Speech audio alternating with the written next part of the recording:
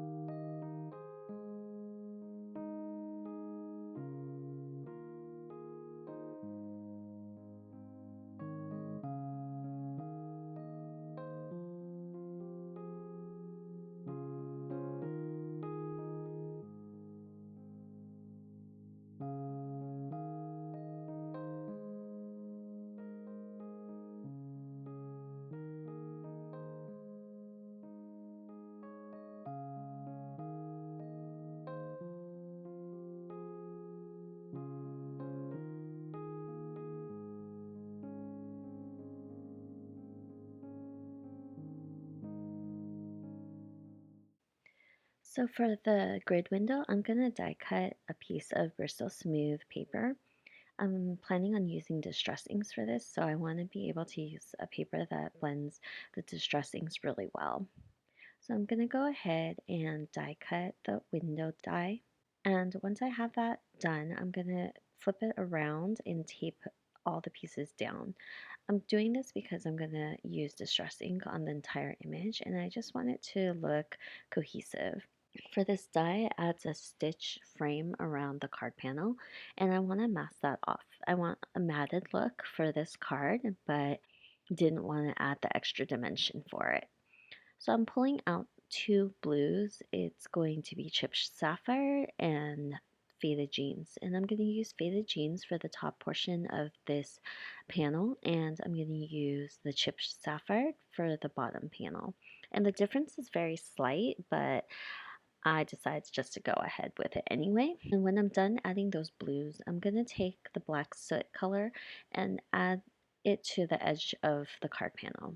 Once I finish that, I'm going to use some Copic opaque white and add splatters to the entire card panel. I want it to look like snow for the background of these snowmen. So once I removed that, I really liked how it kept a very neat white border around the entire card. I'm also pulling out Mama Elephant's All Occasion Sentiments and stamping out the sentiment Let It Snow. This is very small, but it works perfectly since the majority of this card are going to be filled up with those snowmen. And I stamp it out twice just to see if I like the second one better, and I did. So this is the fun part where I'm pulling out a snow marker, and basically I'm adding snow to the bottom of the squares. And since I want to keep all these boxes in order, I'm using a little painter's tape just to hold everything in place while I do this. I'm going to go through the entire card panel and add snow at the bottom of each little window. So how the snow marker works is that you apply the ink evenly at the bottom and you're supposed to wait for it to dry. And then when you take a heat gun to the snow areas, it will puff up. And you want to be super careful not to keep the heat on the snow too long because it will burn. And I know that the instructions say to wait for the snow marker to dry, but I think that the effect actually looks better when the snow marker is still wet. And for me, I waited for it to dry because this was the first time I was using it. And I did a test run, and I think that it just works better when you add the heat immediately. Just be super careful not to burn. So once I finish heat embossing all that snow marker, I'm going to remove all the little panels and remove the painter's tape that I had on the back that kept everything in place. So I already have a A2 card base that I added the frame on, and I'm gluing down all the little windows in that area. For the frame itself, I'm actually going to pop it up using foam tape. So once I glue down all these little windows, they'll be perfectly in place, and then I can add foam tape to the back of the window grid. So once I finish adding all the little windows to the card base itself, I had changed my mind and I am adding additional distressing to the window frame. I'm just making it darker, so I'm using black soot and darkening up all the space. I just wanted a larger contrast in the color, and it'll still look sort of blue. I kind of have that underneath, so it looks more like a navy now, and it adds contrast to the windows, and I really liked how that turned out. So on the back of the window grid, I'm adding pieces of foam tape all along the window die, and I want to make sure that I cover all the areas so everything is popped up evenly. Once I have this, I will go ahead and add the snowmen. And the reason why I popped up the window was because the snow is actually poofed up as well. And I didn't want it to get flattened for the snowmen. I decided that I also needed to pop this up since the snow was poofy as well. So once I arrange all the little snowmen where I want them to be, I will add foam tape on the back of each of them. And it's wide enough to fit the foam tape, so I only had to trim down the top area of the snowman. So the foam tape worked perfectly. So I'll go ahead and add foam tape behind all the little snowmen, and this card is more or less done. I have the sentiment that I'm going to add in the middle of the card shortly once I finish this.